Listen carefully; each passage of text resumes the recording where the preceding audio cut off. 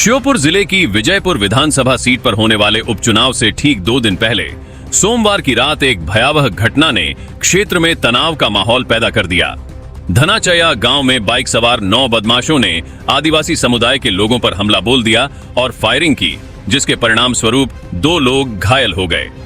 यह घटना न केवल हिंसा की ओर इशारा करती है, बल्कि चुनाव से पहले क्षेत्र में राजनीतिक माहौल को भी गरमाती है।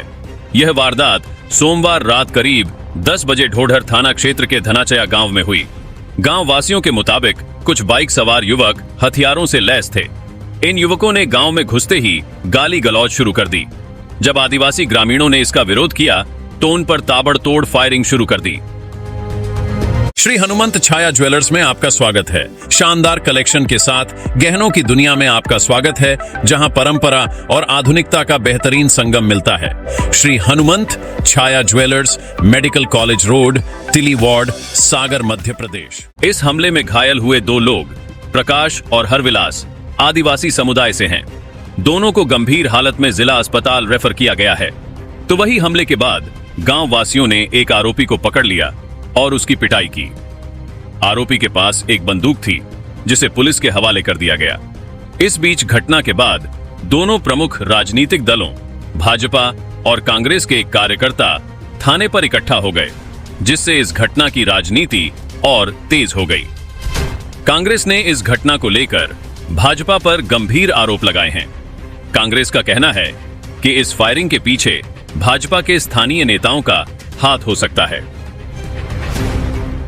पार्टी ने आरोप लगाया कि विजयपुर उपचुनाव में भाजपा अराजकता फैलाने की कोशिश कर रही है और आदिवासी समुदाय के लोगों को डराने के लिए बाहरी तत्वों का सहारा ले रही है।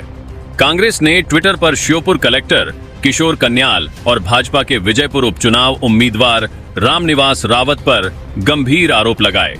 कांग्रेस के अनुसार कलेक्टर ने भाजपा प्रत्याशी के एजेंट की तरह काम किया और चुनाव आयोग को बार बार शिकायत करने के बावजूद कोई कार्रवाई नहीं की। इसके परिणाम स्वरूप आदिवासी गांव में गोली चली।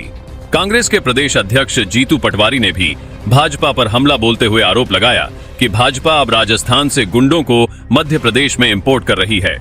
उन्होंने एक्स पर लिखा, विजयपुर में आदिवासी मतदाताओं पर गोली चलाने वाला डकैत बंटी रावत है।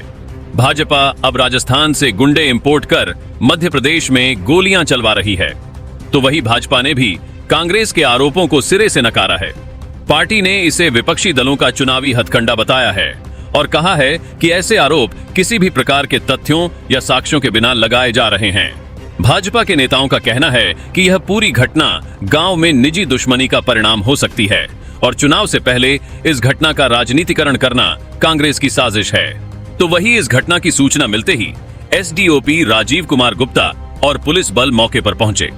पुलिस ने तुरंत आरोपी के खिलाफ कार्रवाई करते हुए उसे गिरफ्तार कर लिया। इसके अलावा अन्य आरोपियों की तलाश के लिए पुलिस टीमों को रवाना किया गया। लेकिन इस घटना के बाद से पूरे क्षेत्र में तनाव बना हुआ है और लोग यह जानने के लिए चिंतित हैं कि फायरिंग में शामिल अन्य लोग कहां हैं। विजयपुर उपचुनाव में 13 नवंबर को मतदान होना है और आचार संहिता लागू है। चुनाव प्रचार पहले ही 5 बजे शाम को बंद हो चुका था, लेकिन इस हिंसा के बाद प्रशासन की निष्क्रियता पर सवाल खड़े हो गए हैं। कांग्रेस ने आरोप लगाया है कि जब शस्त्र लाइसेंस पहले ही थानों में जमा कर लिए गए थे, तो फिर ये हथियार कहां से आए। कांग्रेस का यह सवाल प्रशासनिक व्यवस्था पर भी सवाल उठाता है, क्योंकि प्रशासन की कथित मदद से ही यह घटना घटी है।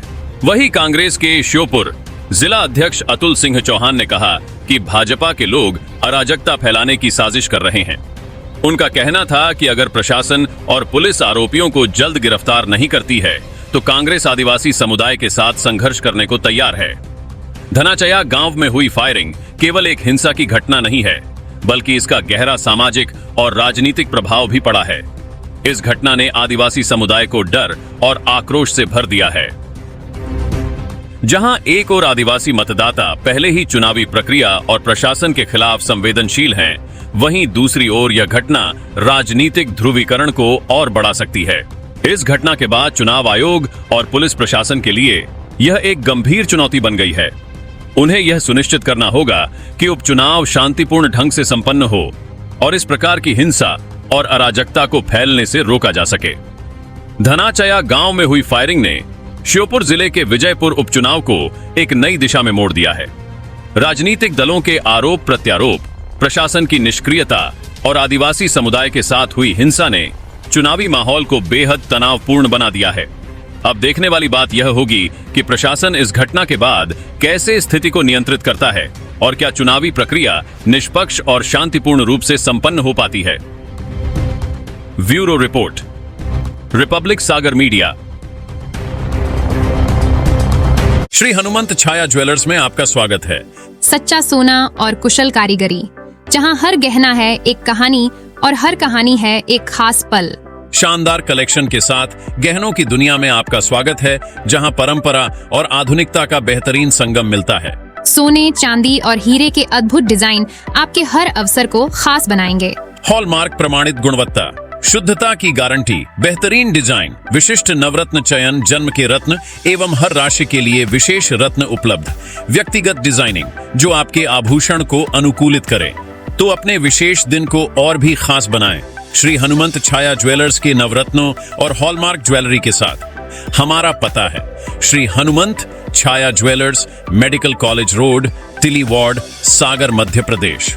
रिपब्लिक सागर मीडिया को सब्सक्राइब अवश्य करें और आप हमारी आने वाली सभी वीडियो को देखना चाहते हैं तो आपको उसके लिए घंटी जरूर दबानी पड़ेगी ताकि आपको सभी वीडियो की नोटिफिकेशन समय समय पर मिलती रहे। रिपब्लिक सागर मीडिया पर जो भी वीडियो आएगा वह सच की कसौटी पर कसकर ही आएगा।